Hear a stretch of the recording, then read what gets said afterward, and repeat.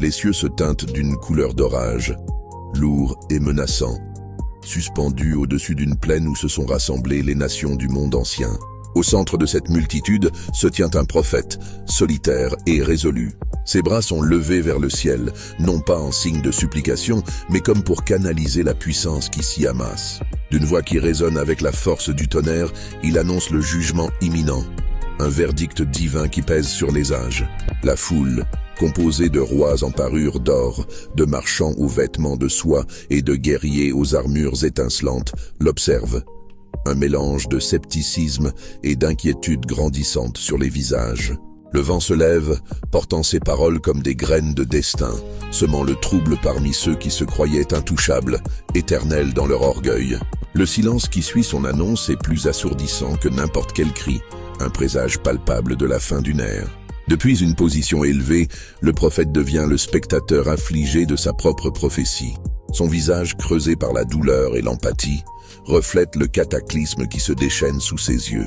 Il voit les symboles du pouvoir terrestre et de la richesse matérielle, autrefois si vénérés, s'effondrer comme de simples châteaux de sable. Les sceptres royaux se brisent, les coffres remplis d'or se renversent, leur contenu se déversant inutilement sur une terre qui se fracture.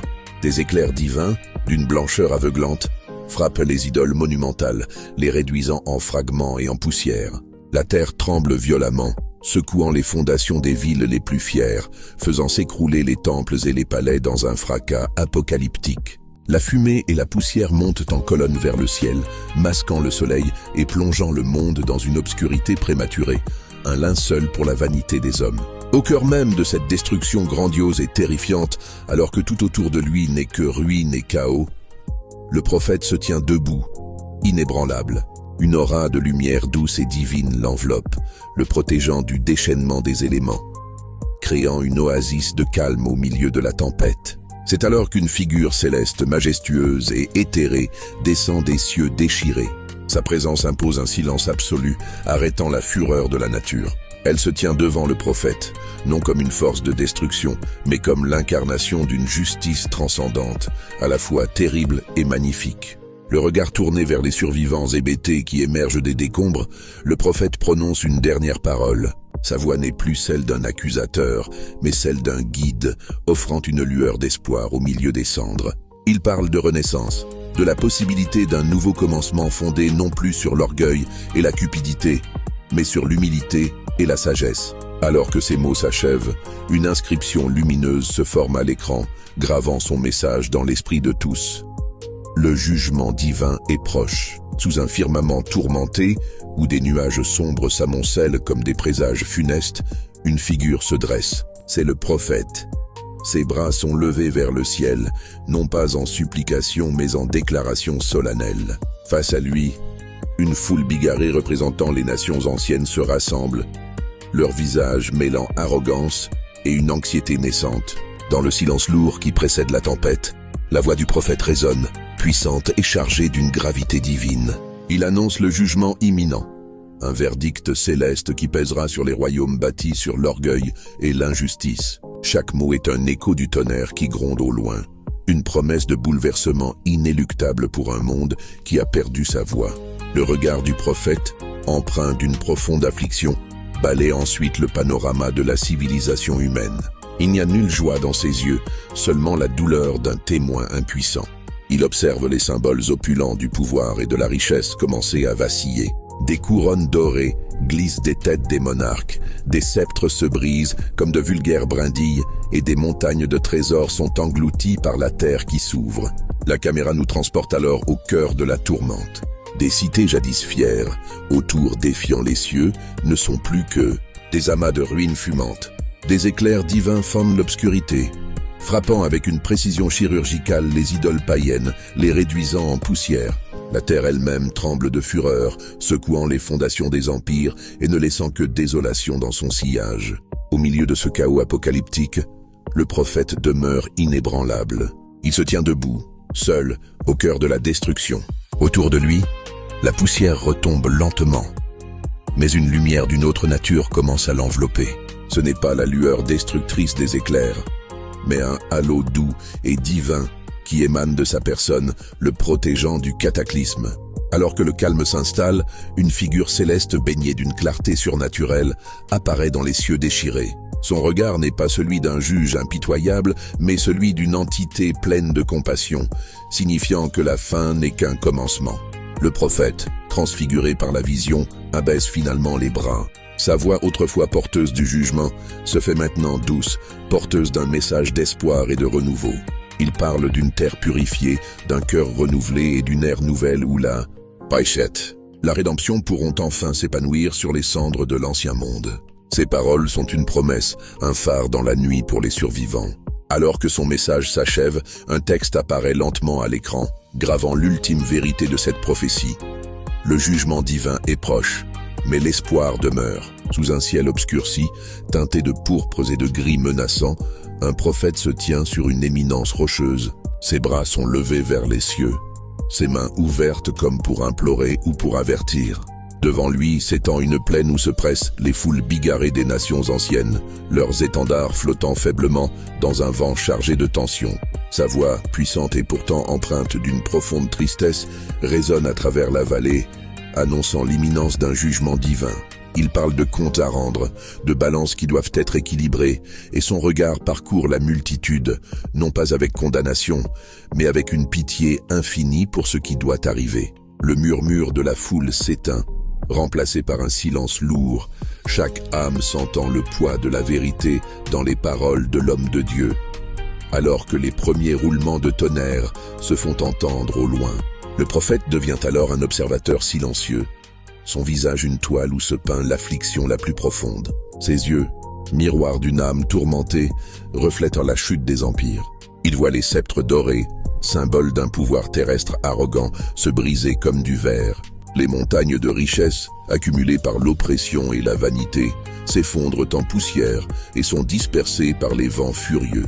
Autour de lui, les cités autrefois fières, aux tours qui défiaient le ciel, ne sont plus que des amas de ruines fumantes.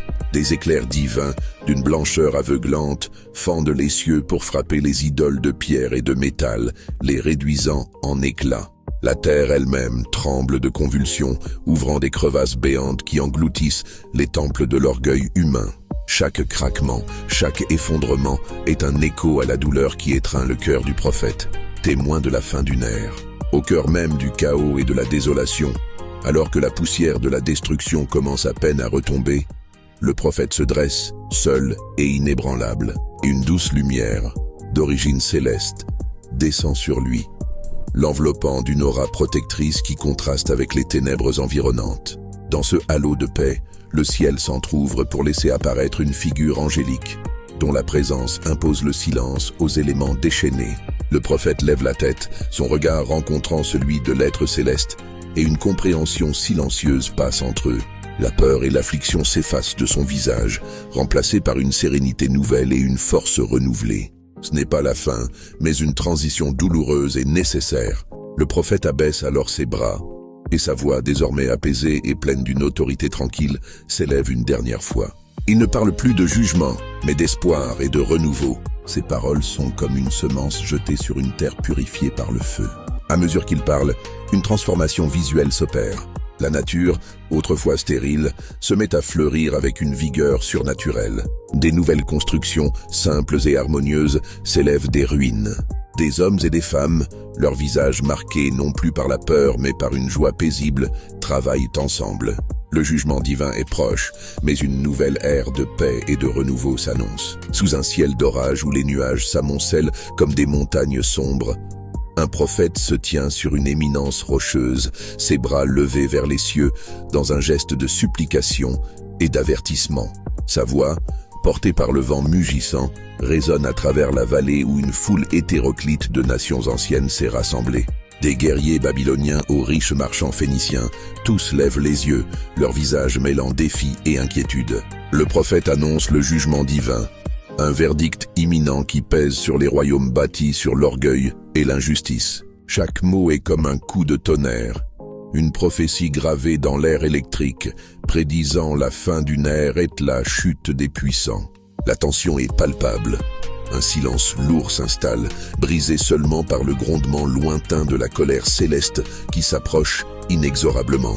Le regard du prophète, empreint d'une profonde affliction, balaie ensuite le panorama de la civilisation humaine.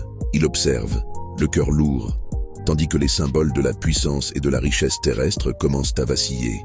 Des couronnes d'or et des sceptres d'ivoire, autrefois brandis avec arrogance, glissent des mains de leurs maîtres et se brisent sur le sol. Les tours majestueuses des cités fières, qui semblaient défier le temps, s'effondrent dans des nuages de poussière et de désespoir.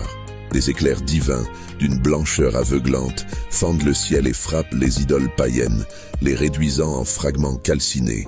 La terre elle-même tremble de convulsions, ouvrant des crevasses béantes qui engloutissent les temples et les palais, ne laissant derrière elle qu'un paysage de désolation et de ruines fumantes, témoignage silencieux de la vanité des empires. Au cœur de cette destruction apocalyptique, alors que le chaos règne en maître, le prophète demeure debout, imperturbable au milieu des décombres. Une colonne de lumière divine descend alors des cieux déchirés et l'enveloppe d'une aura protectrice, le distinguant comme le messager du divin. Dans ce halo surnaturel, une figure céleste, majestueuse et sereine se matérialise devant lui, apportant non pas la condamnation finale, mais la promesse d'une rédemption.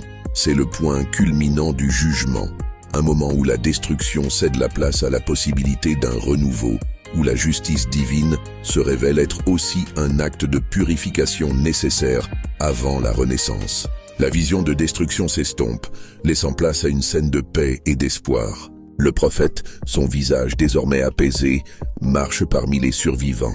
Il s'approche d'enfants aux yeux clairs, symbole d'une innocence retrouvée, et partage avec eux un sourire et un geste de réconfort. Autour d'eux, un monde nouveau prend forme.